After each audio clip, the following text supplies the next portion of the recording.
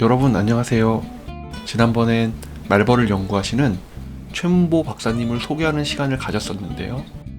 촬영을 하다 보니 박사님의 연구를 돕는 학생 한 명이 눈에 띄더라고요. 고등학교 때부터 말벌에 빠져서 박사님의 연구를 돕는 말벌 덕후라는데요. 말벌 덕후 김재인님의 이야기를 들어볼까 합니다. 네, 안녕하십니까. 저는 경북대학교 응용생물학 전공해서 지금 4학년으로 재학 중인 19학번 김재희라고 합니다.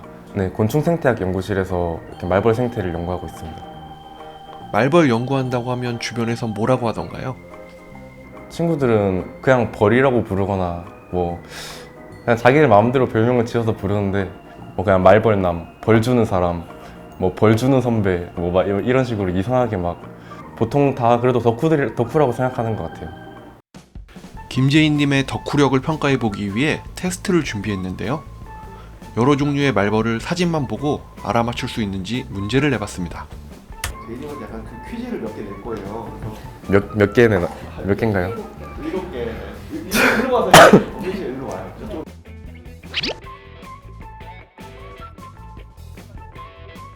이거는 무슨 벌인가요? 이거 전말벌입니다. 존말벌이요? 이 친구가 또 특이한 게 초기 둥지는 이렇게 제일 처음에 여왕벌이 둥지를 지을 때는 여기 밑에 입구 부분을 이렇게 길게 관을 만들어요. 그래서 이제 자기만 들락날락할 수 있고 다른 천적들이 쉽게 못 들어오게 이렇게 관을 만들어 놓는데, 이게 또 신기한 게 초기 둥지 말벌들의 좀 위험한 천적 중에 하나가 개미들이거든요. 그 개미들이 이제 여왕벌이 나갔을 때 그 애벌레 뜯어 먹으면 되는 거니까. 일본 남부지방의 따뜻한 남부지방의 전말벌들은 관의 길이가 더 길고 위쪽 지방, 홋카이도 같은 위쪽 추운 지방에는 개미가 많이 없으니까 상대적으로 관 길이가 짧았다. 이런 연구 결과가 있습니다. 이건 털구 말벌입니다. 설로벌벌. 네.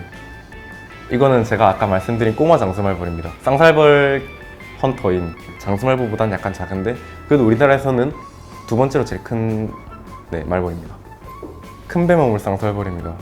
뱀허물 쌍살벌 이름 그대로 뱀허물 같은 그런 둥지를 지어서 이제 뱀허물 쌍살벌 속이라고 불립니다. 말벌을 연구하면서 여러 가지 상도 탔다고 들었는데요. 대학생 생물 분류 연구 논문 공모전이라고 하는, 쉽게 말해서 이제 생물학 하는 대학생들끼리 이제 논문 대회를 하는 건데, 말벌류 유충 형태를 이렇게 분석을 하고 또 그걸로 파생시켜서 또 다양한 그 결과를 도출해내서 좀 감사하게도 또 높은 상을 주셔가지고 이제 2등을 했거든요. 최우수상을 받았는데 좀 심사위원분들께서 좀 높게 매겨주신 것 같습니다. 김재인님은 말벌을 주제로 여러 곳에서 강연도 하고 학생들을 대상으로 하는 교육 프로그램에도 참여하고 있다고 합니다. 그런데 원래부터 이렇게 곤충에 관심이 많았었나요? 초등학생 때 약간 다른 남자애들처럼 사슴벌레나 장수풍뎅이 막 주워와가지고 키우고 이런 거 좀 하다가 거미나 사마귀나 개미나 이런 거 또 이것저것 주워와가지고 키워보고 그렇게 했던 것 같습니다. 그런데 왜 하필 말벌을 연구하게 됐나요? 원래 인간 사회에 되게 관심이 많았어요. 약간 좀 사람들 간의 그 혐오라는 감정이 되게 신기하더라고요. 국가와 국가가 이렇게 첨예하게 그 의견이 나뉘는 것부터 해가지고 우리 가족이랑 옆집 가족이 그 도덕의 가치가 좀 다르다 해야 되나? 그 똑같은 행동을 해도 이 집에서는 그냥 옳은 행동이면 저 집에서는 그 옳지 못한 그른 행동이잖아요. 사람들이 이렇게 집단을 형성했을 때 그 집단에서 형성되는 문화가 도대체 어디까지 결정을 할 수 있을까? 좀 그런 점이 굉장히 궁금했던 것 같아요. 그래서 저는 그 생물학을 봤을 때도 개체와 개체가 만났을 때 생겨나는 그런 상호작용이라던가 그런 것들이 어떻게 발생하는지 이런 거에 대한 굉장히 많은 궁금증이 생겼어요. 말벌이 그런 연속적인 그런 진화 과정을 가장 잘 볼 수 있는 분류군이라서 말벌을 하게 되었습니다. 말벌이 가지고 있는 흥미로운 점을 소개해준다면 어떤 게 있을까요? 사실 한국에 있는 말벌들은 너무 재밌는 게 다 한정 다 어벤져스처럼 재밌는 특징이 다 나눠져 있어요.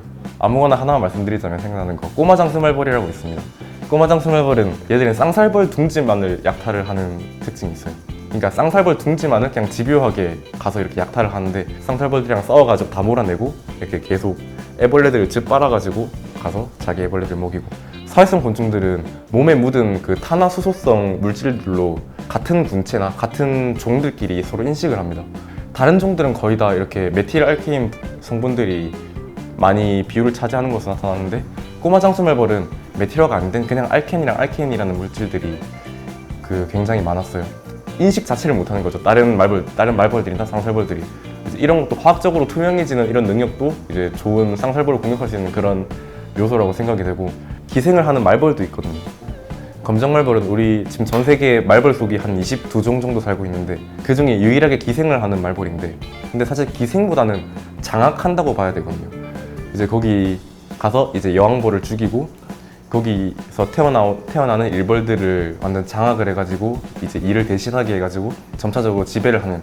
보면 개미 중에서도 그런 개미가 있어요. 사무라이 개미라고 해서 그 개미들도 이제 다른 개미들을 이렇게 완전 장악을 해가지고 대신 양육을 대신 보살핌을 대신 받고 뭐 이렇게 하는 개미가 있는데, 그런 것처럼 검정말벌도 이제 그렇게 하더라고요. 보니까 말벌을 연구하면서 깨닫게 된 점이 있다면 어떤 게 있을까요?